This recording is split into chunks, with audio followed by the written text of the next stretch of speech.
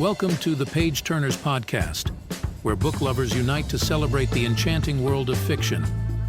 With your host, Paul A. Brooks. In each episode, we'll dive into the captivating realms of storytelling, exploring the pages that transport us to magical places and introduce us to unforgettable characters.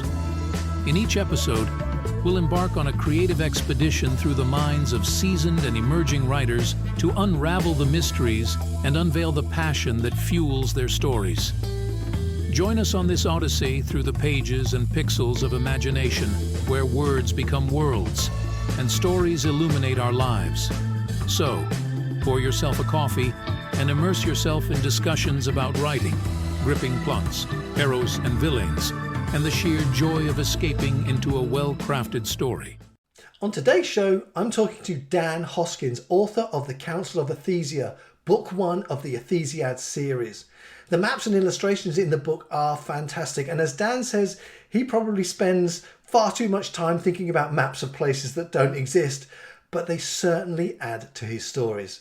This is fantasy author Dan Hoskins. Oh, hello. Hi, Dan. Welcome to the podcast. Thanks ever so much for coming. You're in Boston, is that right? Yes, I would say right outside of Boston. It's Hudson, Mass, but most people, it's easier just to say Boston. Yeah. The closest city for sure. Sure. Is it a big town that you live in then?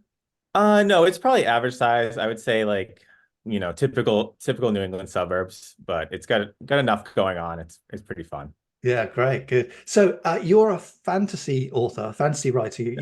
Is that the kind of the genre that you prefer to write in, or have you got sort of plans to write in other genres later on? We'll talk about what you've written in a moment, but I'm just curious to see, kind of where you're coming from, really. So is it fantasy that you prefer?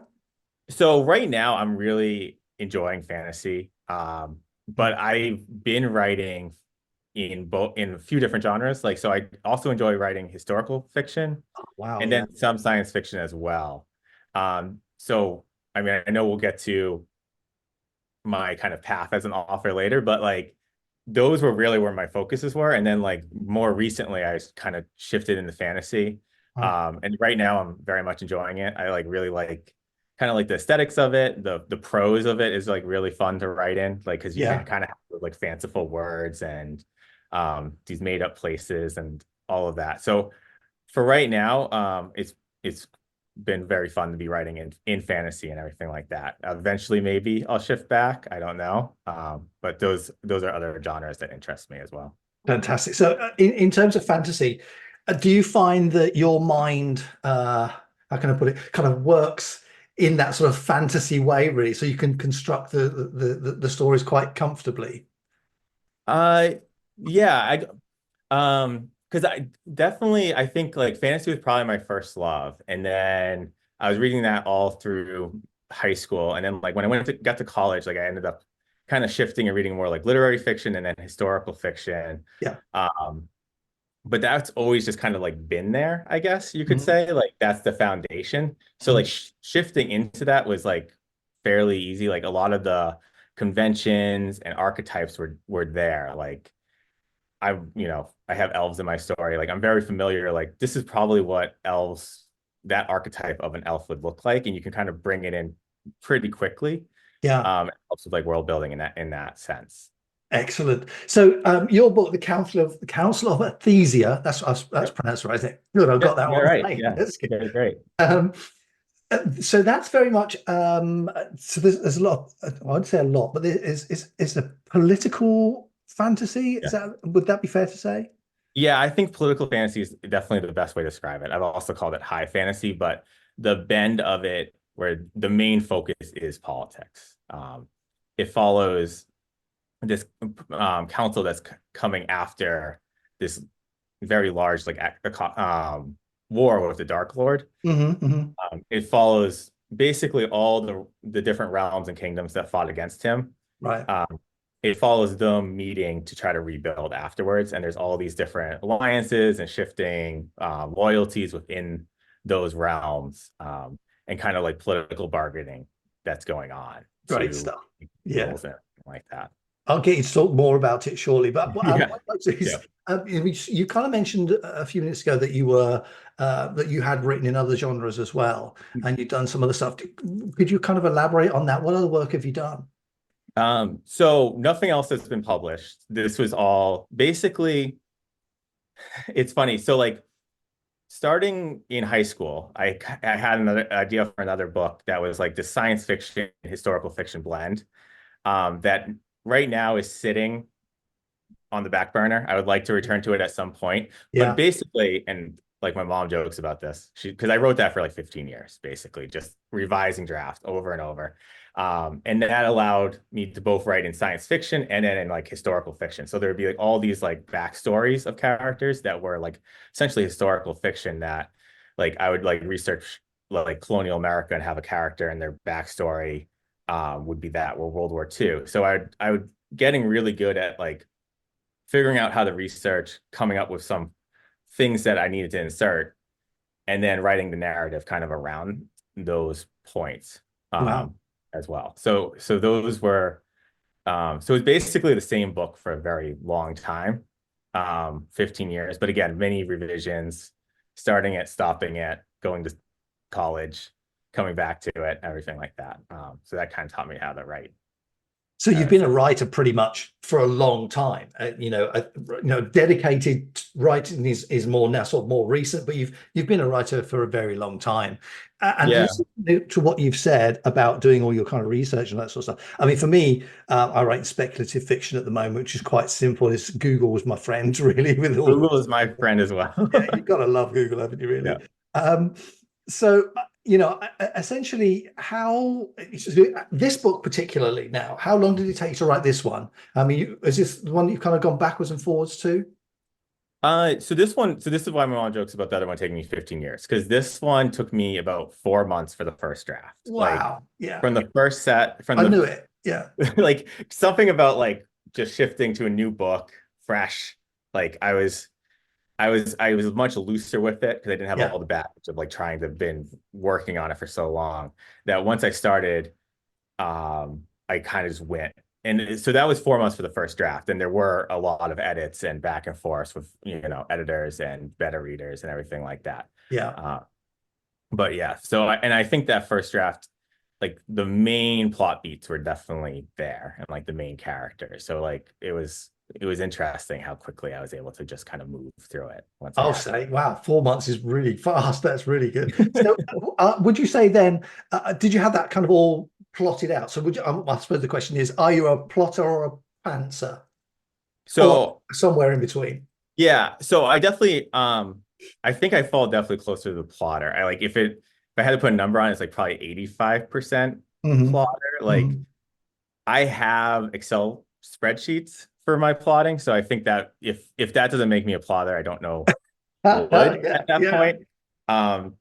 Yeah, so like I usually have like I start out and I kind of just list things that can happen in it. Like it could be this plot twist where this person could do this thing, this thing, this thing, and then I start writing like these are the characters, and then I usually end up with like for each chapter, like maybe 3 or 4 bullet points of things that will happen, and yeah, then those chapters will shift around a lot.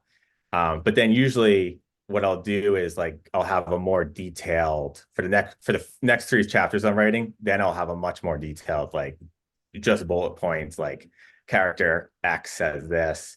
Sometimes I even have like full dialogue, like almost like a script back and wow, forth, like yeah, with just the dialogue. And then you just have to fill it in like the dialogue tags were like, oh, he shrugged, or like different, like almost stage directional mm, things, mm, filling that in. So I have those like the next 3 chapters like fairly flushed out, and then get to the end of that and then like reassess and get the next 3 chapters like set up basically. wow. That's what. Does Yeah. it make the manuscript, your actual manuscript, easier to write? Do you think going that way? Yeah, I mean that's just the way I've developed. So I Mhm. haven't tried another strategy yet. Yeah, It's just like over the years of doing it, that's kind of like what has kept me focused. Because like I usually will like be looking ahead, and it's just like helpful to just jot it down and be like, this is the order that this needs to happen in. And also to like knowing like okay, in 5 chapters, this thing needs to happen. So you need to do like this little foreshadowing here. Like you need to tease it where like this character is going to become important. You haven't brought them up in 3 chapters. Like have them say something so that they stand out and the reader remembers that that character exists. Yeah. Basically. Well, I am completely on the other end of that. I have plot out anything, but that's not. I maybe have 2 or 3 bullet points occasionally of things that I want to make sure. But you know, I'm very much a pantser. It is my story is. I let my characters, for want of a better way of explaining it, I let my characters direct where I'm going to go. You know, and sometimes that doesn't always work out, but in a lot of cases, I am very much a viewer, if you like. I listen to my characters having conversations in my head, and I'm just typing what they're saying. Right, it just gets going. Yeah, kind of just like that. And you know, a lot of times I find that I will perhaps go off on a bit of a tangent. I was talking to Erica Everin, who writes sci-fi, the other day, and I was telling her about I'm trying to write the blurb for the back cover of my book. We know it's difficult anyway. Trying to condense the whole book into 3 or 4 paragraphs is quite tough. But what I did find was that when I had thought hard about, you know, what the book's about and what's going to appeal to readers, I found that what I'd written needed to be changed to fit the blurb, if you like, rather than the other way around. Okay, yeah. Do you know what I mean? So because I discovered something, because I mean I'm writing a trilogy. The second book's about to come out, but I know the end. I know the final page for the last book. And that's somewhat plotting, right? Well, I suppose that's true. You caught me. So you know, it's I found that as a pantser, I suppose that's a bit of a downside of being a pantser, is that you could discover things along the way that mean you've got to rewrite stuff that you did earlier on. And I you know, I'm happy with that. I don't mind that. But sometimes it can feel a little bit overwhelming. So, but I've never sat and plotted out on an Excel spreadsheet. But I can see the appeal, and maybe it's something I will try, because when I edit, I do have a spreadsheet that's got all of the scenes and who's in it, what the point of the scene is, the turning points in it, and all of that sort of stuff. So I can track the story, if you like. I suppose it's quite a way, and I do find that really useful. So maybe you may have convinced me. Okay, well, let me know if you do that. I mean, really, absolutely. You might have to guide me through it, but it's the kind of you know, I can see where it could be really helpful. That's really good. But I've never spoken to somebody who's a plotter as deep as perhaps you are. Most of the people I speak to are sort of down the pantser end.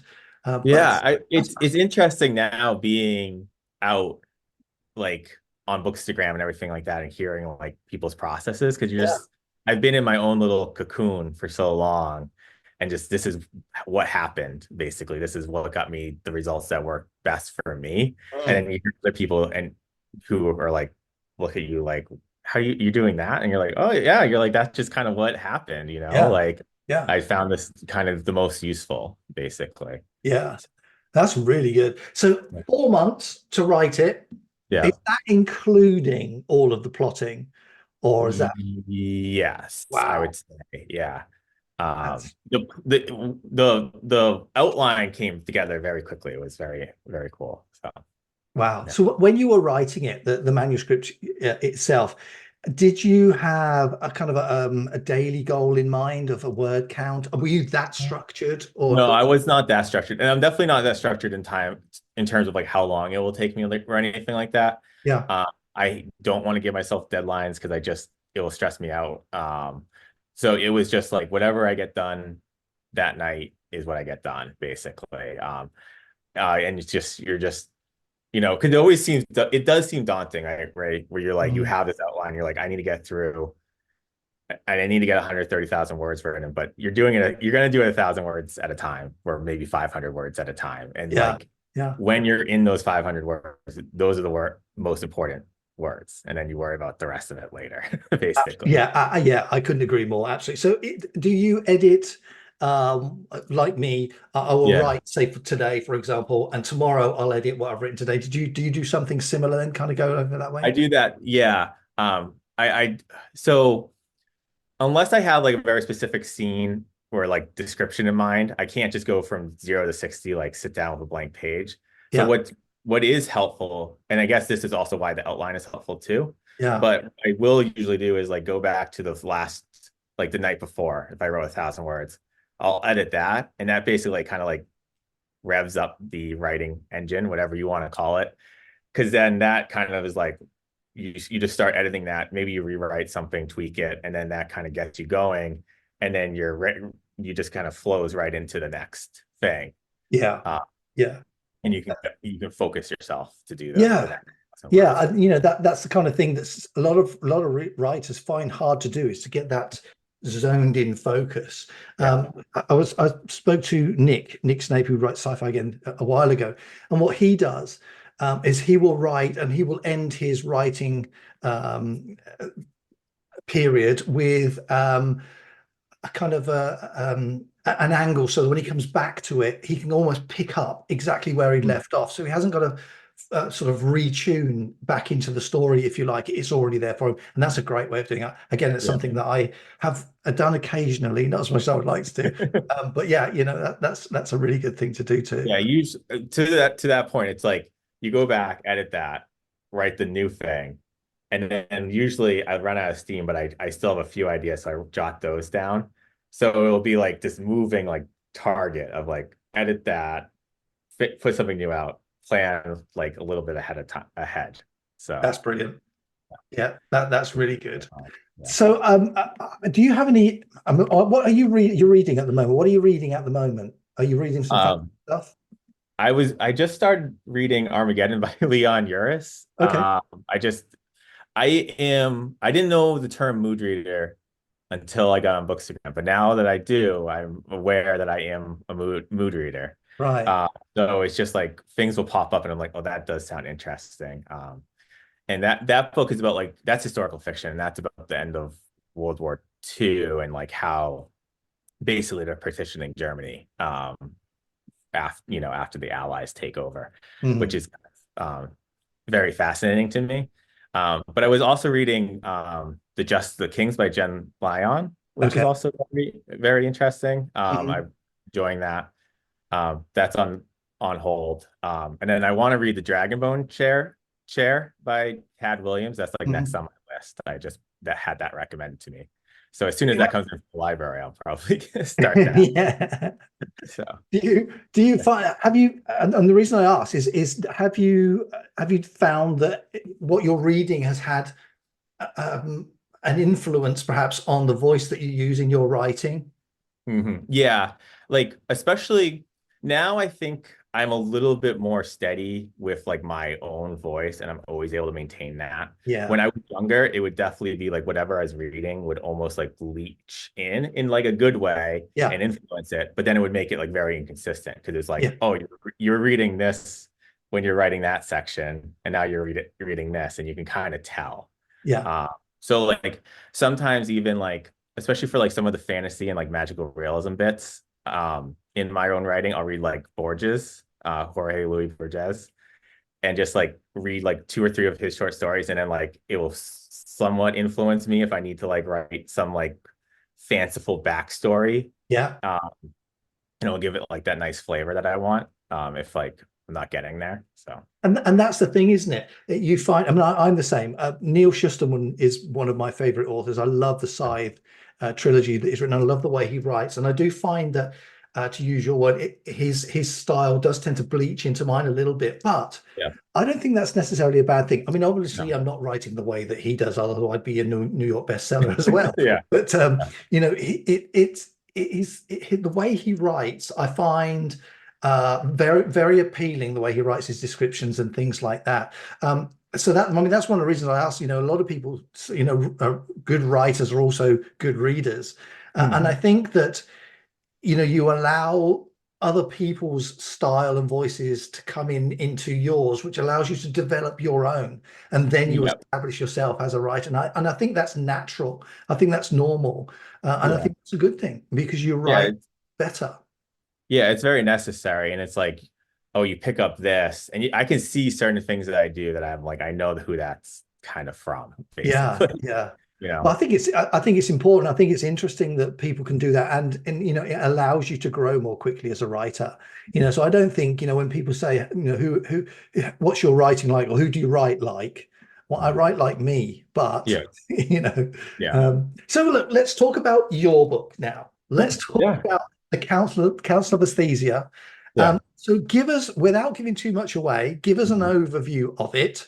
And then we'll talk more about it once you've Yeah. main all that sort of stuff. That's what we want, the juicy bits, if you like. Okay. Yeah. So the main concept is that um like high fantasy, they usually have the Dark Lord character. Mm-hmm. In this, that character, who's called the Oseomancer, he's been defeated. He reigned like for a very long time, and it took all the different realms in this fantasy world coming together to really defeat him. And now that all this world is now united, they're saying, okay, we need to rebuild. So we're going to meet for this council to say, like, this is what we need to do to make our world better. But also, before he united us, we were always fighting among ourselves. So, Right. like, let's use this unity that we now have to build like a lasting peace and like just not have any wars for as long as we can. So they're going to use the council to basically bring up all these different topics that have been points of friction between them, Mm-hmm. and ideally come to some type of universal decision of like let's not do this or not do that, to those degrees, and eventually breaks down that each member has a vote. So there'll be votes on some of these issues, and then it follows the main character. Her name is Navina, and the person who convenes the council is named Snorri, who's a mage. She's his apprentice, and she basically kind of goes behind the scenes and is doing all the bartering. Like, Yeah. hey, if you vote on this issue, then we can get the elves to vote on this issue, and trying to direct the council in that way. So Mm. there's a lot of those like horse trading, quid pro quo kind of deals going on in the background that follows her as she does those. Fantastic. Plenty of blood and guts in it. Not that much blood and guts in it, actually. A Really? lot of it Wow. is it is um it, a lot of the action has happened off page. Yeah. There is definitely a fight scene that's fairly quick. But I would say a lot of the tension and drama comes from the debating and the dialogue and trying to convince certain characters to do one thing and then that character doing something else. That's It's fantastic. I very love different. the intrigue in that sort of stuff. It Yeah. allows you as a reader to sort of allow your mind to wander, Yeah. to see how you would settle arguments and disputes and all that. So that's Mhm. really good. What I have noticed in your book as well, you've got some really lovely illustrations, the maps particularly. Oh, thank you. Did you do those? I did do those maps, yes. Wow, they're Yeah. really good. And then Yeah, you've got thank some you. other illustrations in there as well, right at the beginning of the book. Mhm. Is that all the sort of stuff that you do yourself? So those illustrations I did not do. So the little I would call them like a sigil. It's Yeah, like like icons. yeah, Yeah, the I know what icons you for each mean. kingdom. Yeah. Those I found on the internet, I was like able to get them like for a very small royalty to use. Mm, And I just knew because each kingdom, so there's 26 members of the council, and right. I need it's almost that functions almost as a dramatis personae, that I was like, I just need some other guide to help people because there are, several characters and they each represent a different kingdom or realm. So I was hoping with having those little icons that it would help connect you in your mind, like, oh, that's the kingdom with the boar, or the kingdom with the flame emblem. Yeah. So that was my thought process there. Yeah. Oh, it really works. It Oh, really does. cool. I've Yeah. actually got it on this screen here, so you can't quite see it. Oh, yeah. But Yeah. it's over there. What I did notice as well is that your chapters start with a verse. Yes. Is that something that you wrote yourself? I did write the epigraphs too. Yeah. So I had one because I have two books, right, like two parts of it, and I was gonna Mhm. have an epigraph only at only 2 epigraphs at the start of both of those. And I worked with a developmental editor, and he was like, I would like more of these. And I was Yeah. like, oh, I Yeah. have 26 chapters. So he's like, Yeah. well, do one for each chapter. I was like, okay. So, but it was like a really nice challenge. And once I got going, it made sense. And it helps, like, you can add like a little piece of world building or just like a nice, something that will set the tone, Yeah. basically, Yeah. for each of them. They're really good. Thank Magic you. may come from the earth and from the blood. That's a great start. So Yeah. just looking at that one, chapter Yeah. one, the Great Alliance. That's really good. Thank you. And I like those kind of things because you're right. They're a great way of putting in backstory without sort of using a big info dump, which Yeah. readers can get a little bit bored with. I mean, I did something similar myself that kind of set the backstory, if you like, from from the past, the middle, to the present, to the future, using the same sort of thing, because it adds.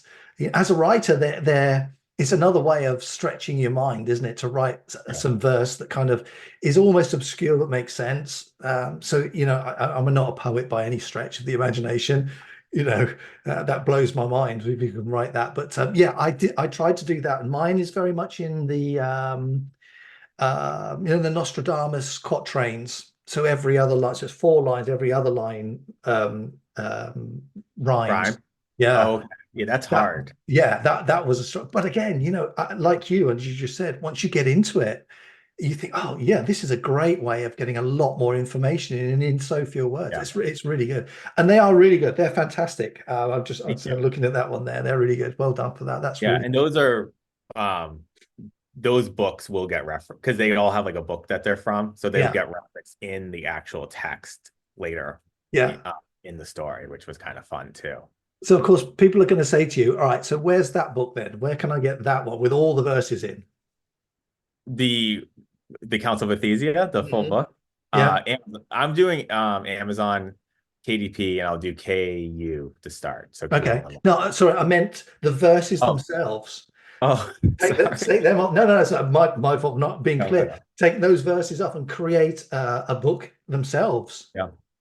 Maybe someday. Yeah. I can write the philosophies You of have magic. to. You've got no Yeah. choice now. You've got that there. I'm looking at it. I'm on the hook. You got to do it. Yeah. So the cover for the Council of Athyzia, did you do that yourself as well? Or did you get someone to do that? No, that was a graphic designer that I know. You've got the book there, haven't you? Let's have a quick Yes, look. I do have the book. Yeah, there you go. Wow, look at that. Yeah, really nice. That's pretty good. That's Yeah. cool. I did do like a quick mock-up, and this is like just so much better than what I was even picturing. Like, I pictured it more like flat, and just I did definitely want the towers on there. And then this just the way that the mountains are in the front, it just makes it so much more dramatic. Yeah, very much so. Yeah, I noticed as well. I mean, we were talking off camera before we started this, that you had played around with font size and all that sort of thing to get the book more compact. Is that right? Yeah. So that one that you've got there, is that the final size? No, this won't be the final size. So this was the first run through. I wanted to just get the physical feeling in my hand, and I realized that one, I did like the very, very white, which feels more academic. Yeah. And then two, like, you can shrink the font and it still looks totally fine. Like, so I think this was 12, and it's like 530 pages, and I went down to 11-point font, and now it's 409 pages, which is it's crazy that much of a difference. Oh yeah, absolutely. And the other thing with the first run through was I didn't realize, you can't really tell, but the map gets really cut off, so I had to like go and like put the gutter margins in. So like that's a lot of the process. I was like, I need to make sure that the stuff in the middle of the map doesn't get cut off too. Absolutely. That's what I mean. The proof copies are really valuable for that as well. I mean, this one's mine. Let me just show you mine, Mark. Well, that's mine. There you go. Nice. This is the proof copy of mine. And I did something similar. This is 500 and something pages long, 508, I think, pages long. But originally when I was going to have it done, it's like a 6x9, which is quite, I think it's probably about the same size as yours. Yeah, this is 5.5 by 8.5. Oh, so same size as mine. That's close. Yeah. But I was going to do it bigger, but then of course it would make it much thinner. But then, Yeah. I'm very much, or I was. I now have a Kindle. I've gone over to the dark side. Oh, you have. Yeah. Yeah. I do Um, both. I do both. yeah, I do love the feel of a book, to Mm. open it and read it and all of that sort of stuff. But yeah, so we did 9 by 6, but it was just too big. Yeah. So I just brought it down, which does affect the thickness as well. Did you proofread with that copy that you've got? Yeah. So actually the one that my wife is reading right now, so I don't so there's one more version of this, and that I went through and proofread because Yeah. like I was so excited to have it in my hand. I already done all my proofreading, and then I got it in my hand and I would just open it up and I'd be like, oh, there's a comma that shouldn't be there. Yeah. Yeah. And there's all these like little rogue commas that just kind of like snuck in or something. So like I went through one more time, and again, reading it, the physical copy is like such a different experience for Yeah, sure. it really is. Yeah, you're absolutely right. This difference. I mean, when I write, I use Google Docs. Uh, Okay. so I write on Google Docs, and then I'll read a PDF copy of it, and that alone is just a very different experience, and things that you wouldn't necessarily see on the document pop out on the PDF. So I know Yeah. what you're saying with that. As you say, rogue commas. I don't know what it is about Weird. commas, but they do seem to like to make themselves In their present, don't way, they? wherever they shouldn't be. But then they're not where they should be, but they're where they shouldn't be. And it's Yeah. just Yeah, there's this big thing about commas, isn't there? That how many commas are too many? yeah, exactly. So It's just one of those things, isn't it? yeah. So the your books is on pre-order right now, isn't it? Yes. Yeah, And it's on pre when's the launch date for it? June 21st will be the launch date. And I probably will do the paperback like a week or two before that. I've seen Okay. that as a strategy, Yeah. just to start getting that out there because it takes a little longer to ship, obviously. So then everyone will be able to have it by June 21st. That's fantastic. That's really good. I noticed on your Instagram. Now, I'm going to leave links to your website, Oh, to thank you. Yeah. Instagram, and everything in the description so people can go and get and connect with you and all that stuff. But I noticed on your Instagram that you created a video that is a glossary of pronunciation of the words in their Yes. names and places, etc. Yeah. Was that prompted by some of your beta readers, or was it something that you thought you needed to do anyway? So I was going to make a pronunciation guide, and then I I did send it out to some ARC readers, and some people asked me how do you pronounce things. So I was like, Yeah. okay. And then my wife was also she's always kind of like teasing me about the names and how she can't pronounce them. So I was like, I probably should. And I was like, it's one thing to do those pronunciation guides where it's like nah and then v and like the phonetic spelling, but I was like, I have Instagram at my disposal. Like Yeah. the people who are reading it right now are following me. I can just do a video of me saying it, and that Yeah. will probably be the most effective way of me actually telling people how to pronounce it. So that was the impetus behind it. I was just like, well, I can make a video of me saying it. I'm going to do a second one because there are a few names I didn't get to. So Right. Yeah. I think it's a great thing to do. And I was going to ask you, where do you come up with your names for your places and your character names? Again, are they influenced by somebody else or something else, I should say, or do they just come to you? so there's a few different strategies I use. Like sometimes it's like I'll just start with one word and kind of just almost like play Wordle with Yeah. it. You Yeah. just changing one letter at a time until you get somewhere else and you just like those sounds. Yeah. Uh, so like Navina, she was originally, I had this idea that she would like her magic would be have purple coloring to it and stuff like that. So like she was originally Ma Vina, which mauve being that word. And then I just didn't like the yam, so I kind of kept changing it until I got Navina, and I thought that was pretty good. Yeah. Sometimes I do like just translation. So like the Dwarf Lord is Lord Ferrum, and Ferrum is iron, is Latin for iron. So Wow. Yeah. yeah. Of course. So I was just like, well, I know dwarves like iron, so let me see what I can add in here. And then usually you're just kind of looking for certain sounds that you like, and then you're doing that kind of Wordle thing where you're just changing a letter at a time until you kind of find something that hits. Yeah. So, I suppose what you're trying to do is, and what I did is trying to find a name or the sound of a name or a word that fits the character of the person Yeah. in terms of what they do in the book and in the story. I did that quite a lot. I spent some time doing that. And I think it's valuable time as well because people just relate to them immediately and they know exactly what's doing. I think that's a great thing Yeah. to do. The The video is name, brilliant, by the way. I really yeah. enjoyed it. What's that? The video on Instagram is really Oh, good. I really oh, enjoyed it. thank Again, you. I it's really just appreciate one of that. those things. It's just the little things like that that can make such a difference because there's nothing worse than when you're reading through a book that you've got to reread the same word half a dozen times to try and understand what it means. So when you got something like a glossary, a video like that, I think that's really good. That's Yeah, wonderful. thank you. Yeah. Yeah. I was happy to help. If it helps, people's experience, then I'm really happy about that. Yeah, very definitely. And I think it's important that we do that, because what we want to try and do is we want to try and pull people into our world, the worlds that we're creating, and anything that makes that easier has got to be good. Yeah. You want to eliminate as much friction as you can Yeah, and just let them get into it. yeah, So, absolutely. So what's next then? So Council of Athyzia comes out in June. yeah. Um, what are you working on next, or what are you working on now that you are prepared to talk about, or that you can talk about? So I have written the sequel. So I have the first draft of the sequel done. Wow. I still anticipate a lot of edits to do. So I don't want to, I'm definitely not giving myself any um deadline yet. I'm going to do the edits, get to June 21st, and then just see when I think that could come out, basically. Yeah. But at least it does feel good knowing I have at least a first draft of that. And Mhm. then I actually also wrote a prequel as well to this story that's a little shorter. So that one, I'll probably do the sequel first, try to get through that, and then maybe focus on the prequel. I do think the main story will be a trilogy. So I do think that there'll be three. Yeah.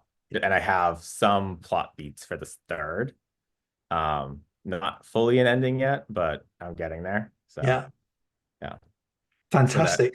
And sequel then, in your mind, is that going to be next year's book? Yeah, that will definitely be the next book I come out with. Okay. Whether that's like, December, January, it would be like optimistic time frame, Yeah. So, Yeah. but I'm not committing to anything yet. So Yeah.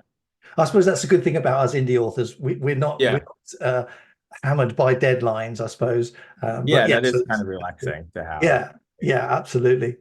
Well, listen, Dan, thank you so much for coming on today. I've got an art copy of your book on this screen over here, so I'm going through that, which is really cool. Your website, I love the cover on your website, and you've got a load of maps on your website as well.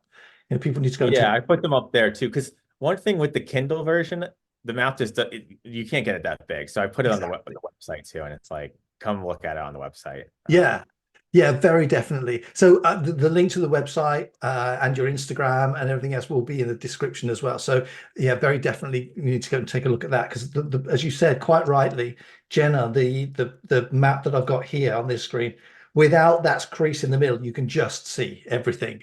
Yeah. And so the physical book won't have, I've corrected that crease in the physical one, Yeah, but yeah, it also is just better, I think, yeah, yeah. It's a lovely picture. It's a nice illustration. Have you got it on your wall yet?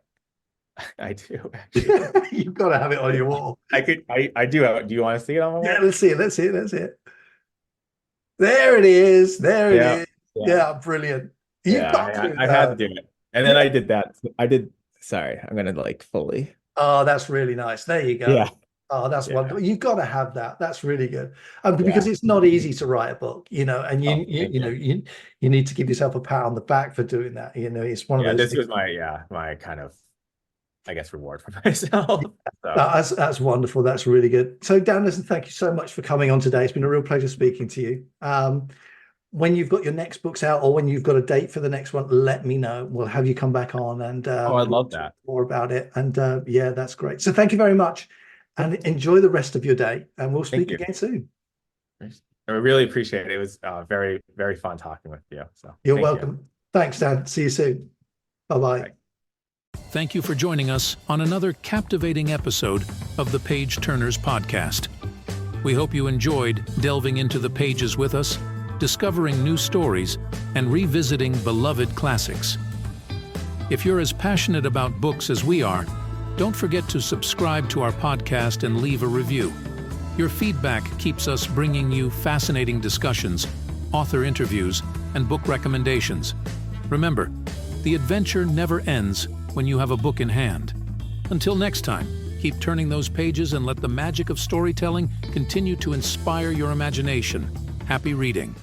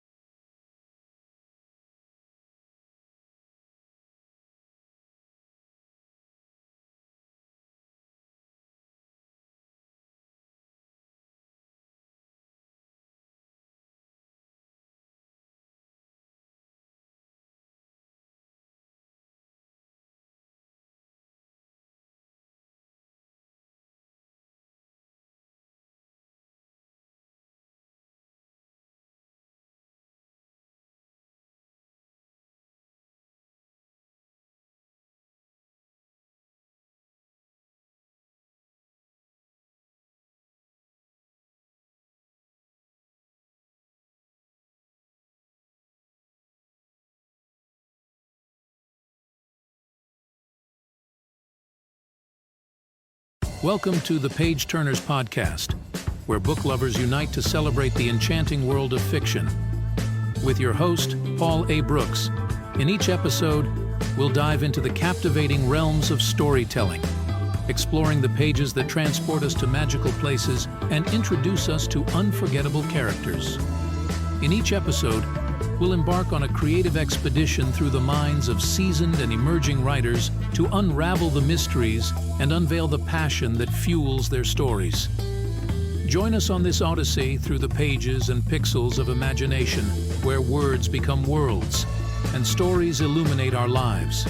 So, pour yourself a coffee and immerse yourself in discussions about writing, gripping plots, heroes and villains, and the sheer joy of escaping into a well-crafted story.